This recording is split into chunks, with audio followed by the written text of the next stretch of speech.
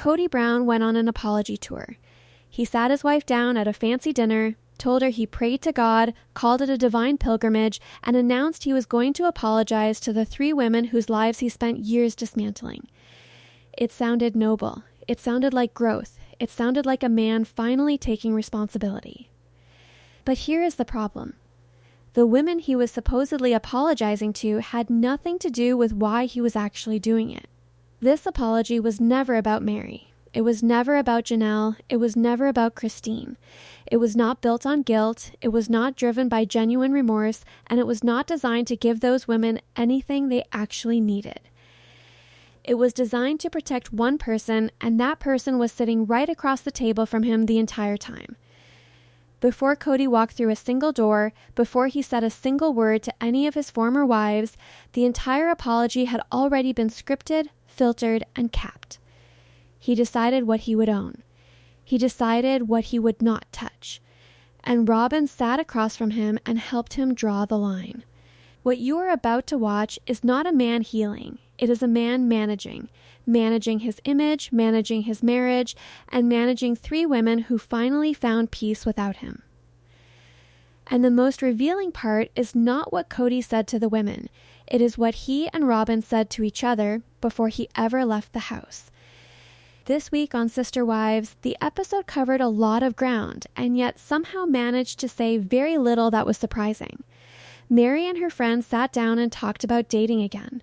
Meri claimed Kody lied to her and that her entire life was a lie. That is not a small statement. That is a woman looking back at decades of her life and concluding that the foundation she built everything on was fraudulent. Janelle and her friends were still in New Orleans, doing things and talking about life, specifically about Kody and the possibility of moving forward and dating after him. Janelle is in a city full of life, surrounded by people who actually want to be around her, and the contrast could not be more visible. Christine and David went bowling, which, given everything Christine went through in her marriage to Kody, looks less like a casual outing and more like a woman finally exhaling. And then there was Kody and Robyn, who sat down for a very staged dinner conversation that the show wants you to believe was spontaneous, unplanned, and emotionally raw. Now, we all know that what happens on the show is totally fake, at least for Kody and Robyn. That distinction matters enormously, and it needs to be said clearly before diving into anything else. Not everything on this show deserves the same level of skepticism. Meri, when she shares her side of the story, is being authentic. She is not performing. She is not calculating how a moment will land with an audience. She is speaking from a place of real hurt, real confusion, and real reckoning with years of her life that she cannot get back. Christine, when she speaks her truth, is being truthful as well. She has moved forward, she has built a new life, and when she talks about what she experienced, there is no hidden agenda underneath it. Janelle is being truthful to what she is feeling in the moment and at the time. She processes things differently than Meri and Christine, more internally, more carefully, but what she shares is genuine. None of these women are being evil, wicked, or wrong to speak about what they went through. They just got out of massive long-term relationships that were chaotic. They were not in these marriages for a year or two. These were decades of their lives. Meri was married to Kody for over 25 years. Janelle and Christine were in this family for comparable stretches of time. When women come out of relationships that long and speak about what happened inside them, that is not bitterness. That is documentation. And that is the common thread running through every single one of their stories. The one theme connecting Meri, Janelle, and Christine is this. Being married to Kody meant living in absolute chaos, a constant sense of instability and unpredictability that kept them all off balance. This was not occasional tension or the normal friction of a complicated family structure. This was a sustained, ongoing environment where none of them knew where they stood, what to expect, or whether the ground beneath them was going to shift again. Instability was the operating condition of the entire marriage, and when you live inside that kind of environment for years, your nervous system adapts to it. You stop expecting consistency. You stop planning for stability. You just brace for the next disruption. all three of these women are now, in their own ways and at their own pace, looking for a sense of calm from the chaos. Meri is exploring what dating looks like for a woman who spent her adult life in a relationship built on lies. Janelle is in New Orleans, living at a pace that is entirely her own, no longer waiting for Kody to show up or explain himself. Christine is bowling with her husband on a Tuesday, and that simple, ordinary moment represents something that was completely unavailable to her inside that marriage: peace. So now that Kody is no longer in their lives, of course he wants to bring the chaos back. That is the pattern. That is exactly what this apology tour is. It is not humility. It is not growth. It is Kody reinserting himself into spaces that have finally found their footing without him, dressed up as accountability so that it is harder to reject. Because if he showed up angry, they would close the door. But if he shows up with an apology, suddenly they have to engage. Suddenly they have to respond.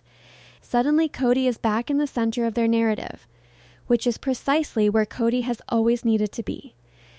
Kody and Robyn go out to dinner. The setting is curated, the lighting is flattering, and the conversation is framed as two people working through something heavy together. But what actually unfolds at that table is one of the most revealing exchanges the show has produced in years, not because Kody says anything honest, but because of exactly how carefully he avoids doing so. Kody opens by circling back to Coyote Pass, the property that the family spent years trying to develop and ultimately sold. He claims that after Coyote Pass closed, the entire process left him feeling deeply affected. His exact words, "I was like having traumatic responses to what felt like still being a connection to these exes that made me feel manipulated and unsafe." He is sitting across from his wife at a dinner table describing himself as a trauma survivor of the women he was married to. The women he neglected. The women he left. The women who spent years trying to hold a family together while he redirected his time, attention, and emotional energy entirely toward Robyn. Let that sink in for a moment. Kody was manipulated and unsafe around the very women that he manipulated and made feel unsafe for their entire marriages. That is not a misreading of the situation. That is exactly what he said, and it deserves to be examined without softening it. He is borrowing the language of victimhood and applying it to himself in a context where he was not the victim. He was not unsafe. He was uncomfortable. He was inconvenienced. He was being held, at least partially, to the financial and logistical consequences of decisions he made. That is not trauma. That is accountability presenting itself in a form he did not want to accept. The reason Kody uses this specific language is not accidental. He and Robyn love to say that they are unsafe. It is a recurring phrase in their vocabulary, and it serves a very specific function. When you can qualify people as unsafe, it others them so that they are not like you, and it dehumanizes them in a way. It draws a line between Kody and Robyn on one side and Meri, Janelle, and Christine on the other. It takes three women who were his wives, who cooked meals, raised children, built homes, and invested the entirety of their adult lives into this family, and repositions them as threats. As people to be protected from, rather than people who were harmed. It is a rhetorical move, and it is one that Kody has been making for years. Kody then shifts the conversation toward the actual point of the dinner. He tells Robyn that through the process of selling Coyote Pass and letting go of that chapter, he realized he was not the kindest to the ladies during that period. He admits he was yucky, mean, angry, and hostile when they tried to leave him. He says he wants to apologize for some of the things he said and the way he acted and the hurt that he caused. That sounds, on the surface, like the beginning of something genuine. But the sentence does not end there. He follows it immediately by saying he does not want to apologize for things that he does not believe he needs to be accountable for. That qualifier changes everything. What Kody is describing is not an apology. It is a curated admission, a carefully edited version of accountability where he alone decides what goes on the list and what gets left off. He gets to apologize for what he believes he did wrong. He does not apologize for what they tell him he did wrong. And that is not how apologies work, not real ones. A real apology is not about the person giving it. It is about the person receiving it. It is about understanding what the other person experienced, what they lost, and what they needed that was never given to them. Kody's version of an apology starts and ends with his own perspective, which means it is not actually an apology at all. It is a performance of one. He then takes the framing even further. Kody sets up the entire conversation with Robyn by telling her that he prayed to God and that this is a godly divine pilgrimage where he needs to go and make things right. Kody still leans into his delusions of grandeur, which he has admitted he has had for years, where he literally believes he is operating on a higher, almost divine level. He is framing what is essentially a television storyline as a sacred spiritual mission. He is dressing up a PR move in the language of religion and redemption because that framing makes it harder to question. If Kody is on a godly pilgrimage, then anyone who pushes back on his apology is pushing back on the godly act itself. The reality is far more grounded and far less noble. He believes that by doing this, they will stop talking negatively about him. That is the actual goal. Not healing, not closure, not genuine accountability.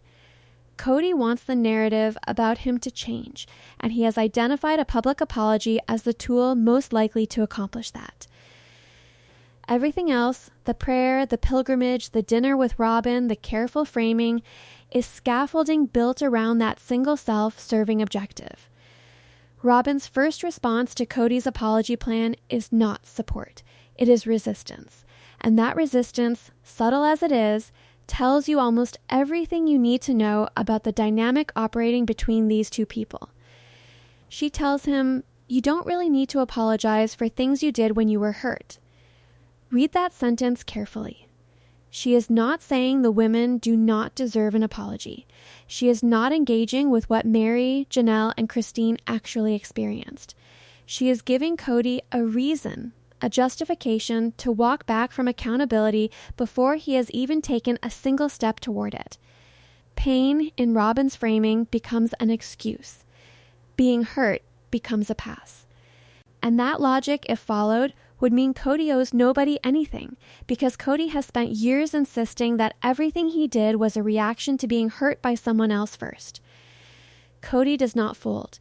He cuts her off and makes clear that this is not a passing thought or an impulse he might abandon by morning. He tells her directly that this is what he is going to do, not a discussion, not a proposal, a statement. He even adds a specific caveat that reveals exactly what kind of anxiety is already operating beneath the surface of this conversation. "I don't want you to get some funny idea where I'm going to meet with all three of them. I just want, because I think that would set me up for just total failure." He is preemptively shutting down any version of this apology that might require him to face all three women simultaneously, to sit in a room where the collective truth of what happened to this family could not be managed, redirected, or controlled one conversation at a time. He is not afraid of the apology. He is afraid of the unfiltered version of it. There is something else worth noting about why Robyn may have reacted the way she did. If Kody were to speak to Meri, Janelle, and Christine with a genuinely open mind, if he actually listened to them without spending every moment calculating how to defend Robyn, he would hear things that Robyn does not want him to hear. He would hear that when Robyn joined the family, he abandoned his wives. That is what happened. That is the truth of the timeline. And Robyn has never been comfortable with that truth. She has hated the perception of being a homewrecker since the very beginning. She talked about it even in the first book, Becoming Sister Wives, where she was coercing producers to show her in a more favorable light because the audience viewed her as a homewrecker. According to Robyn, she was not wrecking anything, she was joining a family. But the women who were already in that family experienced something very different. And Robyn knows it. Then comes the moment that reframes the entire conversation. Robyn says, plainly and on camera, "Sometimes I feel like if I weigh in too fast on some of his creative ideas, I can influence it in a negative way or positive way." That is not a wife being thoughtful about her husband's autonomy. That is a wife openly acknowledging in front of a production crew with full awareness that this will be televised, that she has the ability to steer his decisions. She is not confessing to something she is ashamed of. She is stating it as a matter of fact, almost casually, as though it is simply a feature of their relationship that both of them have accepted. That admission alone deserved far more attention than it received. What follows makes the coordination between them undeniable. After Robyn acknowledges her influence over him, the two of them proceed to land on identical positions, not through debate, not through disagreement, not through any visible process of working something out together. They simply arrive at the same conclusion from two different directions. Robyn says it is not wrong for someone to apologize for X, Y, and Z if they feel they have hurt someone. Kody then says, I don't want to apologize for what I've been accused of. I want to apologize for what I know I've done. Both of them are taking the same exit ramp from real accountability. Robyn establishes the principle, apologize only for what you personally believe you did. Kody applies it, he will not apologize for what the women have named, only for what he has internally decided belongs on the list. It is both of them coming to the table and constructing a shared framework that protects Kody from having to reckon with the full scope of what happened in that marriage. And if you are going to apologize in that way, that is not an apology for the person, that is an apology for you. The coordination visible in this dinner scene also points to something larger. These two are not just having a conversation, they are building a narrative. They are aligning their language, their logic, and their emotional framing before Kody walks into any room with his former wives. Robyn shapes the boundaries of the apology. Kody executes it. And the women on the receiving end of that carefully managed performance are being handed something that was never actually designed with them in mind. Narcissists love to keep people away from the truth. What this dinner scene reveals is that both Kody and Robyn are working, whether consciously or not, to make sure the truth stays exactly where they need it to stay, out of the room. The apology tour is driven by two things. First, Kody's ego. He wants the women to stop talking about him publicly. Second, and more specifically, it is for Robyn, not for Meri, not for Janelle, not for Christine. Strip away the dinner setting, the prayer framing, the language of divine pilgrimage, and the carefully coordinated narrative, and what you are left with is a man doing something for his current wife while using his former wives as the vehicle to do it. The women who were actually hurt by this marriage are being recruited, without their knowledge or consent, into a story that is fundamentally about someone else's comfort. To understand why, you have to go back to a specific statement Kody made, one that has followed this family across multiple seasons and refuses to disappear. Kody said on camera and with apparent conviction that he never loved his former wives. He did not say it quietly. He did not say it in a moment of obvious frustration that everyone could contextualize and move past. He said it as though it was a settled fact about his own history. And then, later, he tried to walk it back. His words, one thing that I was very serious about when I said it, but then I felt really like it was really crappy to say a year or two later, was that I never loved them. Read that carefully. He was serious when he said it. He meant it at the time. What changed was not his understanding of the truth. What changed was his recognition that saying it out loud had consequences he had not fully anticipated. He did not retract the statement because he realized it was false. He retracted it because he realized it was crappy. That is a meaningful distinction, and it is one the show largely glossed over. Robyn kept bringing this up. Season after season, she would return to the statement, asking Kody variations of the same question. Did you love them when I first joined the family? Did I come into a marriage where you actually loved these women, or was I deceived? Her fear, as she has expressed it repeatedly, was that she had been manipulated into believing she was entering a loving polygamous family, only to discover years later that Kody had never genuinely loved the women she was joining. Robyn said directly, "It was one of the things that made me fall in love with you." So when you said it, I was just like, what the hell? That statement from Robyn reveals the exact shape of her wound. She fell in love with Kody partly because she believed he was a man capable of loving multiple women, that the family she was entering was built on real emotional bonds. When he said he never loved them, he did not just hurt Meri, Janelle, and Christine. He retroactively changed the story Robyn had been telling herself about her own relationship. He made her question whether the man she married was the man she thought she knew. And that, more than anything else, is what this apology tour is designed to repair. When Robyn cries on camera during this dinner, that is the proof. She goes on to say that in her faith community, she would see women who were being neglected by men, emotionally and physically, forced to remain in relationships where they were not loved or considered because of their religious beliefs. She connects that image directly to Meri, Janelle, and Christine. She acknowledges explicitly that going through that whole process of sharing all the resources and sharing his love and time and attention, but also just completely not being considered and not loved and not taken care of, that is wrong. And then, in the same breath, she ties that acknowledgement back to how devastated she was when Kody said he never loved them. There is something deeply telling about that sequence. Robyn recognizes the harm, she names it, she even calls it wrong. But the emotion she brings to it is not grief for the women who lived inside that harm for decades. It is grief for herself, for the moment she felt deceived by the man she chose. She helped create the conditions that led to Meri, Janelle, and Christine being neglected and unloved. She was present for it. She benefited from it. And yet the part that broke her heart was finding out it might not have been what she thought it was. This apology is not for the women. It is for Robyn. It is for her peace of mind. It is for her version of the story. Kody's investment in Robyn goes beyond love. It is ego. Robyn is his trophy. She is the proof that everything he dismantled was worth dismantling. If he loses Robyn, then every wife he neglected, every child he was absent for, every year he spent constructing and then destroying a plural family, all of it was for nothing. He needs her to stay. He needs her to believe in him.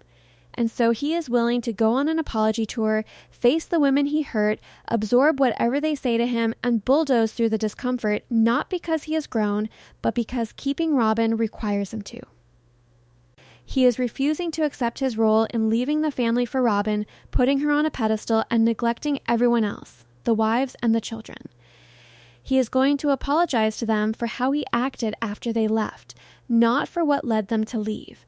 And that gap between what he is willing to say and what the women actually need to hear is where this entire apology tour will fall apart. The apology the women actually deserve would not require a dinner with Robyn to set up. It would not require a prayer, a pilgrimage framing, or a production crew. It would not need to be coordinated in advance with a spouse who has a vested interest in controlling how much accountability her husband takes. The apology Meri, Janelle, and Christine deserve is straightforward, and it has nothing to do with what Kody said after they left. It has everything to do with what he did while they were still there. It would sound something like this. I left you for Robyn, and I didn't tell you. I strung you along, I neglected you, and I neglected the kids. That is the apology. Not a manufactured dinner conversation, not a divine pilgrimage, not a carefully edited TLC scene designed to make Kody look like a man doing the hard work of healing. The real wounds in this family did not happen after the separations. They happened inside the marriage itself, across years and years of Kody showing up less, caring less, and ultimately choosing one wife so completely that the others became functional strangers to him. Christine did not leave because of something Kody said in anger after she walked out the door. Janelle did not walk away because of a statement he made in an interview. Meri did not conclude that her life was a lie because of how Kody behaved once the relationship was already over. They left because of what was happening, or more accurately, what was not happening, inside those marriages for years. The neglect was the injury.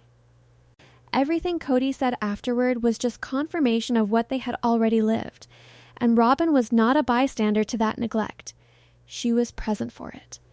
She watched Kody withdraw from his other families. She benefited from the time, attention, and emotional energy that was being redirected away from Meri, Janelle, and Christine and concentrated entirely on her.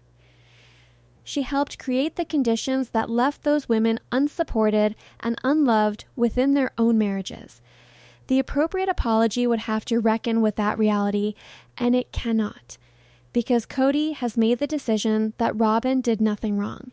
He has been with her all these years. He chose her. Admitting Robyn's role in what happened would mean admitting that his choice cost people he was supposed to love something irreplaceable.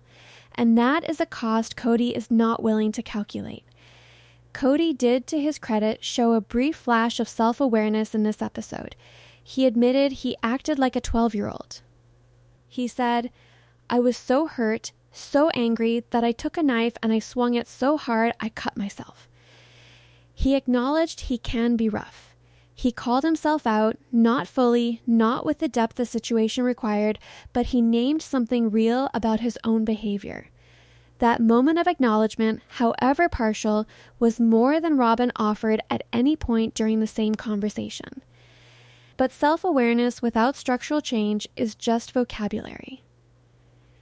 Knowing you acted poorly and understanding why you acted poorly and taking genuine responsibility for the impact of that behavior are three entirely different things. Kody has occasionally demonstrated the first. He has rarely demonstrated the second. He has not yet demonstrated the third.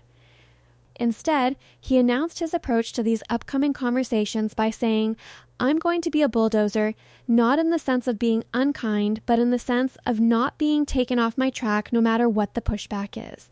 That framing is worth sitting with.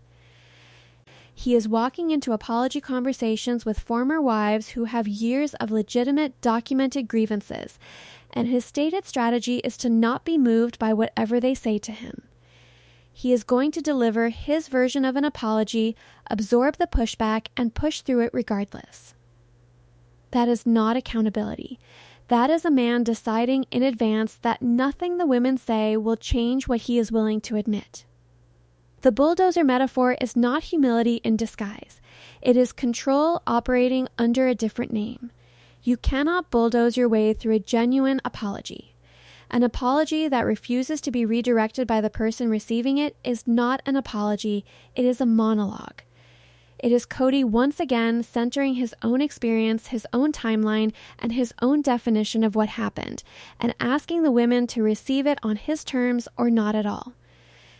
And if they push back, if Meri asks him to account for the toxicity he brought into her life, if Janelle names the years she spent waiting for a husband who was never really present, if Christine speaks about what it cost her to finally walk away, Kody has already decided that none of that will. Take him off his track. Kody starts with Janelle, and he is transparent about the reasoning. He can apologize to Janelle first because he likes her better than the other two. That is his logic. Not because Janelle is the most hurt, not because her wounds are the most urgent, because she is the easiest, because the conversation will be the most manageable. Because Kody, even in his so-called apology tour, is still organizing his actions around his own comfort rather than the needs of the people he claims to be apologizing to. Meri and Christine will come later. And based on what Meri has already said in this episode alone, where she directly challenges Kody about the toxicity he brought into her life and asks whether he is actually going to account for that, what is coming is not going to be quiet. Meri is not approaching this with the patience of someone who has been waiting for closure. She is approaching it as someone who has already done the work of understanding what happened to her and is no longer interested in softening the conversation for Kody's comfort.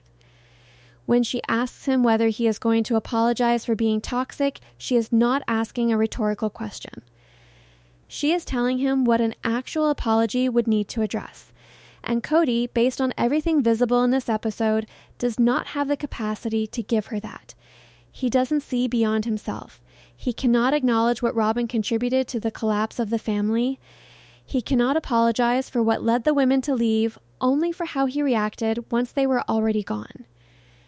And an apology that only covers the aftermath while leaving the cause entirely untouched does not close anything.